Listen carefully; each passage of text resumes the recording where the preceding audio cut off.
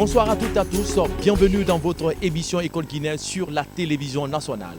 Alors comme vous voyez sur votre petit écran, nous sommes dans la région forestière, à plus de 1000 km de la capitale guinéenne, à l'université de Zéro-Corée. À présent, dans votre émission École Guinéenne, vous recevez Dr Oumar Keita, recteur de cette grande université, qui va tout à l'heure se prêter à nos questions. Nous allons parler des acquis et les perspectives de cette université. Bonsoir, Dr Oumar. Oui, bonsoir. Alors, sans plus tarder, avant de rentrer dans le vif du sujet, qui est Dr Oumar Keita? Maître de conférence depuis 2020, Dr Oumar Keita est le pur fruit de l'université guinéenne. Diplômé en ingénierie mécanique automobile à l'Institut Polytechnique de l'Université de Conakry en 2003, il est détenteur de plusieurs masters, dont le Master 2 en génie mécanique, option conception et fabrication mécanique à l'École nationale d'ingénieurs de Tunis et celui en mécanique énergétique et ingénierie, option modernisation et expérimentation en mécanique des solides à l'Université Joseph Fourier Grenoble 1 en France. En 2014, il devient Dr Oumar Keita après avoir brillamment soutenu sa thèse en sciences de l'ingénierie, option géomécanique à l'Université libre de Bruxelles. S'ajoutent à ses diplômes majeurs plusieurs autres formations et publications scientifiques qui lui ont valu le rappel de la patrie pour faire profiter sa nation de toute son expertise dans les sciences techniques.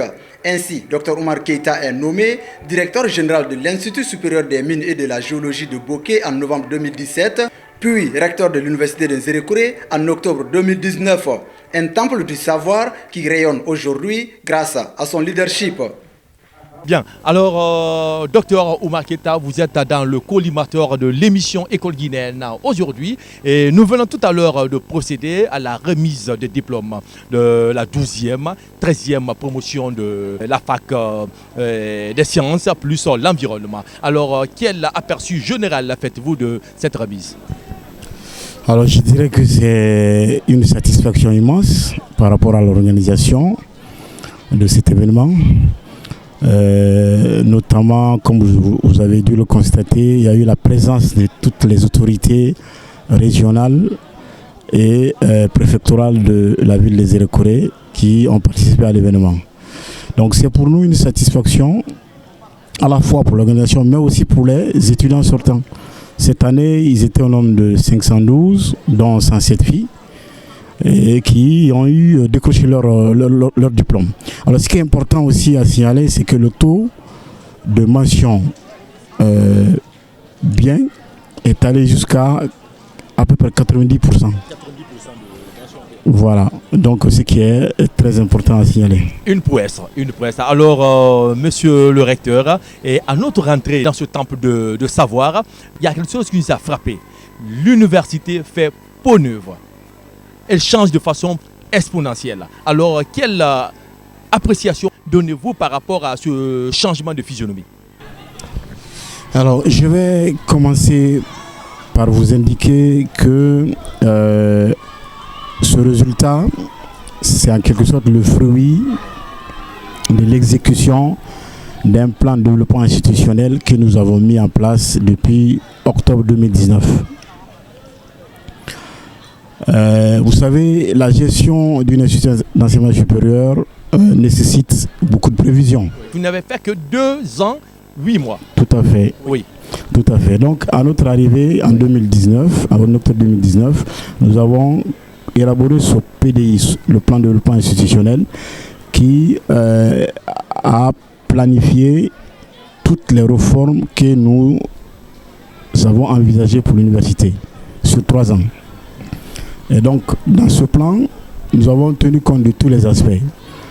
Nous avons aussi utilisé l'approche participative, c'est-à-dire que ce plan a été conçu en commun accord avec tous les enseignants, mais aussi des étudiants.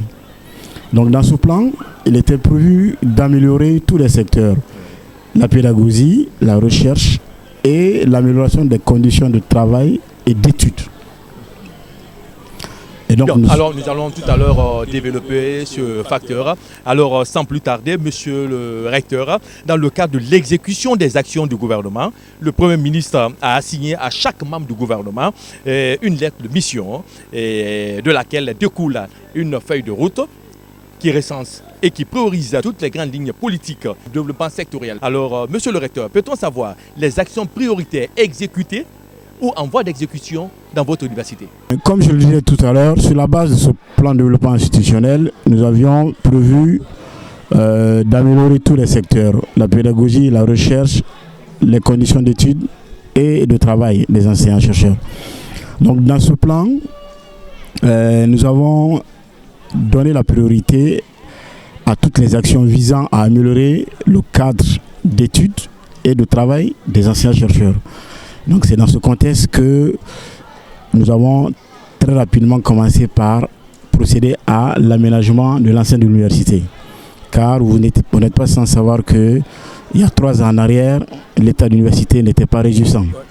Donc nous avons commencé par cela, comme vous pouvez le constater. Il y a certains qui avaient assez de boue. Assez de boue, quand il pleuvait. Et souvent quand on orientait des étudiants, ils n'acceptaient pas souvent de venir. Mais aujourd'hui tout a changé, justement à l'aide de l'exécution de ce plan. Donc on a aménagé la mise en place des parterres, le pavage, le gazonnage du mini-stade, la construction de la tribune et aussi quelques travaux de rénovation.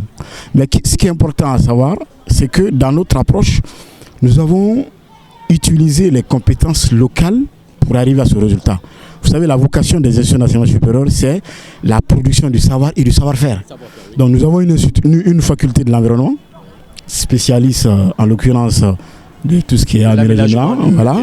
Et donc nous avons sollicité les compétences des anciens de ce département, de cette faculté, pardon, et aussi la participation des étudiants pour l'exécution de ces travaux d'aménagement que vous voyez aujourd'hui.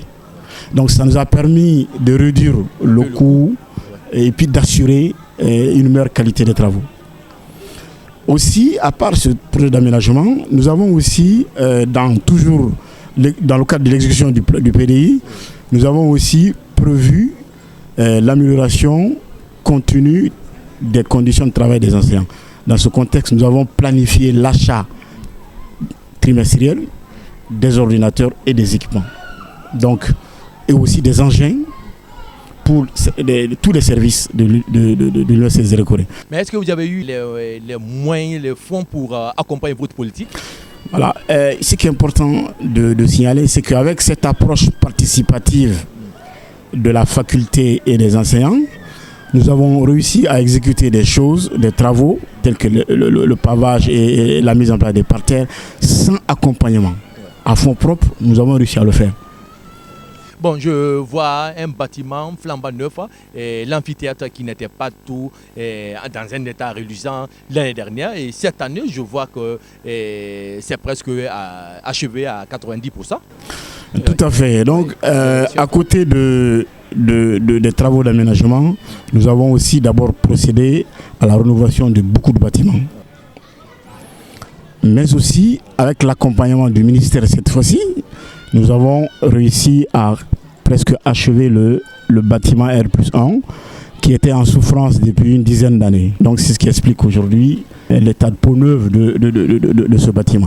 Mais ce qui est important aussi dans notre approche, toujours dans le contexte, dans le cadre de l'amélioration des conditions de travail et de vie des étudiants, nous avons sollicité la faculté de l'environnement à travers une structure estudiantine qui s'appelle Horizon Sanitaire de l'Environnement, qui s'occupe jusqu'à maintenant de tout ce qui est ramassage d'ordures au sein de l'université. Ce qui fait qu'aujourd'hui, quand vous rentrez à l'université de Zéro-Corée, vous voyez les poubelles qui sont là.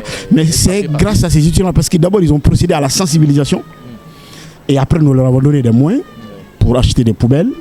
Et ce qui fait qu'aujourd'hui, c'est intégré dans la culture des étudiants de Zéro-Corée que les ordures ne sont pas à jeter, mais c'est... Très bien à vous dire que l'environnement est tout à fait respecté. Alors, monsieur, aujourd'hui, peut-on dire que le code de bonne conduite est respecté à l'université de Zérekoré? Si oui, comment? Oui, en fait, parce que vous venez de dire tout à l'heure, voilà. même pas voir des petites feuilles exactement. éparpillées partout. Tout à fait. Donc, à l'issue de la sensibilisation qui a été organisée par ces structures étudiantines, oui, qui relèvent de l'environnement, nous avons réussi à faire en sorte que tous les étudiants intègrent dans leur quotidien ce civisme environnemental. Voilà. Mais à côté de ça aussi, nous avons aussi travaillé sur les modes vestimentaires des étudiants. Et donc nous avons élaboré des règles, des règles vestimentaires à respecter. La civilité aussi. Voilà. Et donc ce qui fait que certains étudiants et étudiantes ont été obligés de changer un peu leur mode vestimentaire pour être acceptés à l'université. Revenons un peu sur les mesures incitatives. Et alors, quelles sont ces mesures incitatives que vous avez mises en place pour les enseignants-chercheurs, pour les étudiants et le personnel administratif? Alors, je voudrais d'abord terminer sur les réformes que nous avons engagées dans le cadre de l'amélioration des conditions de travail. Comme je disais tantôt, on a mis à disposition des enseignants de façon régulière des outils informatiques et des équipements. Mais aussi, dans les salles, quasiment toutes les grandes salles ont été sonorisées pour faciliter l'enseignement par les enseignants-chercheurs. Mais aussi, quand vous regardez l'université de Zérekoré, à la rentrée, tous les étudiants font ce qu'on appelle un bilan sanitaire. Nous avons notre laboratoire de biomédical qui est là, voilà, qui effectue 14 tests médicaux. Et donc les étudiants, au moment de l'inscription, sont obligés de faire ces examens pour avoir un état, pour avoir une idée de leur état de santé. Et aussi, nous avons notre propre ambulance, comme vous avez dû le constater, oui, propre, voilà, dédiée à l'évacuation des étudiants pour des cas dont l'université n'a pas les compétences de prendre en charge. Donc, et pour le cas de CAMES, l'évaluation des programmes. Voilà, justement, dans le cadre pédagogique, nous avons des candidats qui ont candidaté au CAMES justement pour l'évolution en grade. Donc l'année dernière, nous avons eu 2 candidats qui ont été admis. Un au poste de maître de conférence et un au poste de maître assistant. Mais aussi nous avons soumis nos programmes à l'habilitation au niveau de l'ANAC. Oui. Aussi dans le cadre de la recherche, oui, nous avons commencé par planifier, par bien structurer la recherche.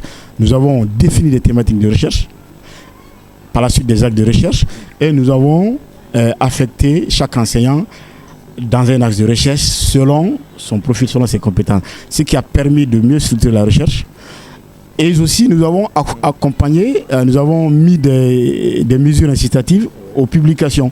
Donc, tout enseignant qui effectue une publication, selon le revue dans lequel vous publiez, bénéficie entre 500 et 1 million de francs guinéens.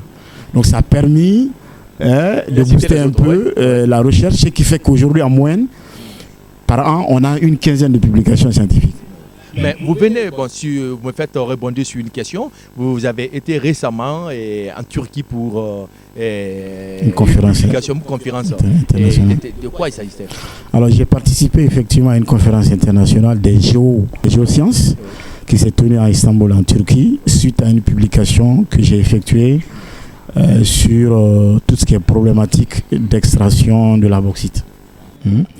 Et aussi, il y a des anciens chercheurs, 2 ou 3, qui participent par an à des colloques, des conférences internationales, pour essayer d'avoir une possibilité de visibilité de notre institution.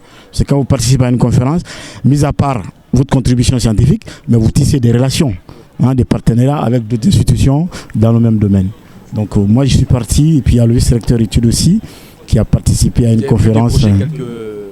Partenariat avec... Absolument, avec une université ghanéenne, avec des Sénégalais, avec des Turcs, effectivement. Et c'est même dans ce contexte que récemment, nous avons réussi la visite d'une université espagnole de Laguna qui était venue chez nous pour la ratification d'une convention. Dr Oumar Keïta a été un mentor, un collaborateur avant que je ne sois nommé secrétaire général parce que vous le savez, il m'avait confié la direction des services d'information et de la communication, poste que j'occupe jusqu'à ce que le chef de l'État ait confiance en moi pour me nommer secrétaire général. Et aujourd'hui, ça fait du coup, c'est la même relation de collaboration franche qui continue avec nous par rapport à toute la dynamique qu'il a enclenchée depuis octobre 2019. On s'est inscrit dans cette logique depuis notre installation, c'était le 18 février passé. Et les acquis aujourd'hui parlent d'eux-mêmes. Le secret, c'est la concertation, c'est la gestion transparente de la chose publique, mais aussi la gestion concertée dans toutes les actions que M. le recteur entreprend au sein du campus. Il se fait toujours entourer par ses proches collaborateurs que nous discutons afin de trouver des solutions idoines et consensuelles pour amorcer le véritable développement qu'il a eu à bâtir il y a de cela quelques années. C'est une consécration aujourd'hui de l'effort fourni durant les 9 mois de l'année universitaire écoulée. Et aujourd'hui, nous sommes très fiers de libérer sur le marché, de mettre sur le marché de l'emploi ces 525 jeunes, dont 107 femmes bien entendu, qui vont se battre pour naturellement la recherche de l'emploi parce que nous pensons avoir les dotés de toute l'expertise nécessaire dans le cadre de la recherche de l'emploi pour être concurrentiel sur le marché de l'emploi. Parce qu'aujourd'hui, avec toutes les actions menées sur le terrain, on est en train vraiment d'aller vers la corrélation entre les besoins du marché de l'emploi et les offres de formation que nous donnons au sein de la faculté des sciences de l'environnement, mais aussi au sein de la faculté des sciences et techniques de l'université des Élécorés. Alors docteur, avec ce bagage très lourd et avec 5 diplômes internationaux, alors vous, qu'est-ce que vous comptez apporter pour changer le système éducatif? Déjà, je vais vous dire que le système éducatif de l'enseignement supérieur souffre quand même de quelques problèmes. Il faut se le dire. Aujourd'hui, nous sommes en manque criard d'enseignants de rang magistral suite au départ massif en retraite. Aujourd'hui à l'université des Élécorés, on n'est que 3 enseignants chercheurs de rang magistral, ce qui est très très faible pour une institution de cette taille. Donc il y a un déficit en termes d'enseignants chercheurs de rang magistral qu'il faut rapidement combler, même s'il y a une politique de la part du ministère pour la formation des formateurs. Mais ce manque-là est à combler. Ça fait que nous avons ici un master, mais vu que nous n'avons pas beaucoup d'enseignants de rang magistral, on a des difficultés pour avoir des directeurs de thèse pour ces enseignants-là. On est obligé de chercher ailleurs, mais de façon générale, c'est un problème commun à toutes les institutions. Bien, alors monsieur le recteur, revenons sur la question JAR et la situation. Que comptez-vous faire pour que votre université soit une référence en matière de prise en compte de la dimension du JAR? Alors je vais vous dire d'abord qu'il y a une politique de JAR équité qui a été définie par le ministère.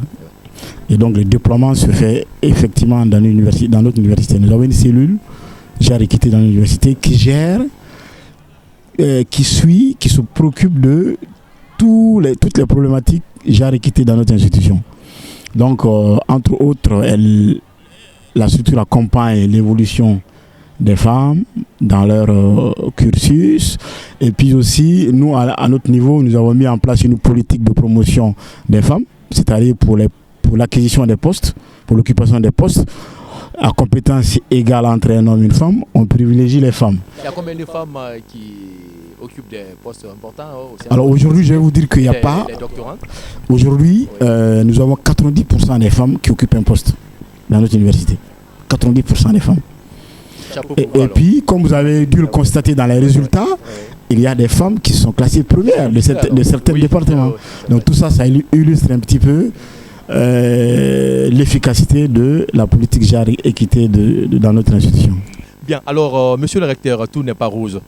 Vous êtes certes confronté à quelques difficultés. Alors, quelles sont les difficultés auxquelles vous êtes confronté aujourd'hui et que vous comptez réussir?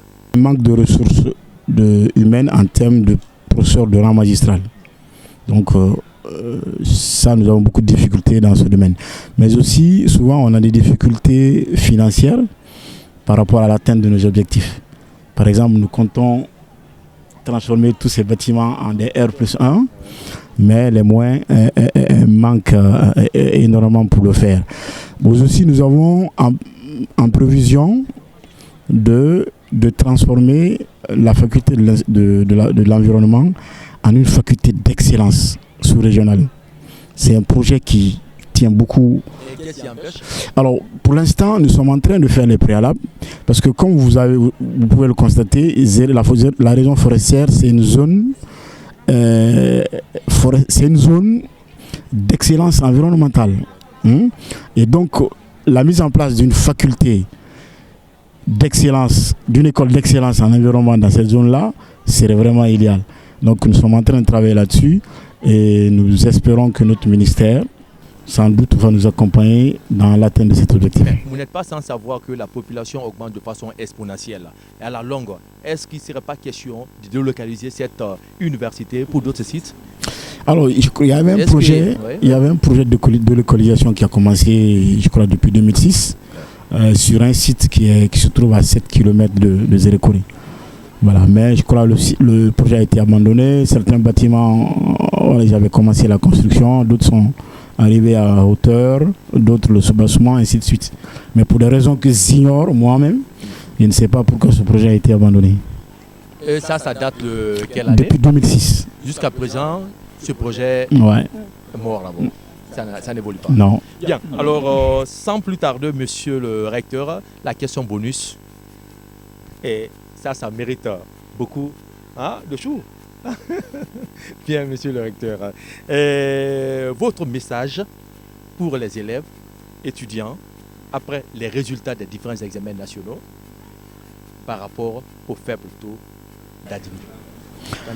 Oui, mais c'est un diagnostic un peu de l'état de notre système éducatif.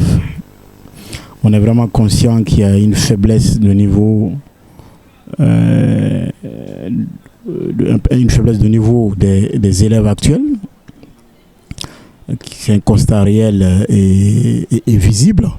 Et donc, toutes les dispositions doivent être prises par les 3 départements en charge de l'éducation pour améliorer ça. Il y a le problème d'infrastructure, le problème d'enseignants, problème d'accompagnement, ainsi de suite. Donc, c'est un ensemble, quoi. Voilà, c'est un processus qu'il faut engager dès maintenant. Bien. Alors, vous n'êtes pas sans savoir que dans un passé récent, le gouvernement a fait une petite immersion au sein de votre université. Quelle analyse faites-vous par rapport à ce passage gouvernemental au sein de votre université? Oui, je pense que c'était une bonne chose parce que ça a permis à notre ministre, Dr Diaka Sidibé, de se confronter aux réalités dans toutes les institutions d'enseignement supérieur. Et donc la nôtre, je pense a bénéficié d'une félicitation de la ministre, parce qu'elle a vu que nous avons fait beaucoup d'efforts justement dans le cadre de l'amélioration des conditions de travail et d'études. Donc elle a vraiment félicité notre université. Je crois que c'est important, ça permet de voir un petit peu ce qui se passe dans chaque institution, voir ce qui avance, voir ce qui n'avance pas, et puis prendre des mesures correctives pour certaines institutions. Bien, alors avant de clore cette émission, vous allez regarder cette caméra et vous donnez un petit mot à l'intention des autorités éducatives, c'est-à-dire votre département tutelle et au gouvernement. Monsieur le recteur. Moi, je voudrais dire que dans tous les pays où les gens ont avancé, le socle du développement repose sur le système éducatif. Donc, une priorité doit absolument être donnée au système éducatif. Donc, je voudrais ardemment que les 3 secteurs, les 3 départements chargés de l'enseignement supérieur conjuguent les efforts pour essayer de proposer un plan à moins court et long terme d'amélioration continue de notre système éducatif. C'est indispensable. Je voudrais aussi féliciter les nouvelles autorités, le président du CNRD, le colonel Mamadi Doumbouya, qui a quand même qui est en train de s'intéresser beaucoup au système éducatif. Et je pense que c'est de bon augure pour la suite. Et il pense aussi aux jeunes, parce que c'est à l'heure là, c'est la promotion des jeunes. Tout à fait. Effectivement. Bien, alors vous venez d'écouter de fond en comble monsieur le recteur de l'université de Zéro-Corée, qui a donné son point de vue par rapport à l'évolution du système éducatif guinéen et en plus les travaux et les acquis de son université. Et je pense bien que c'est tombé dans de bonnes oreilles. Et merci d'avoir été les nôtres dans cette émission. À la prochaine.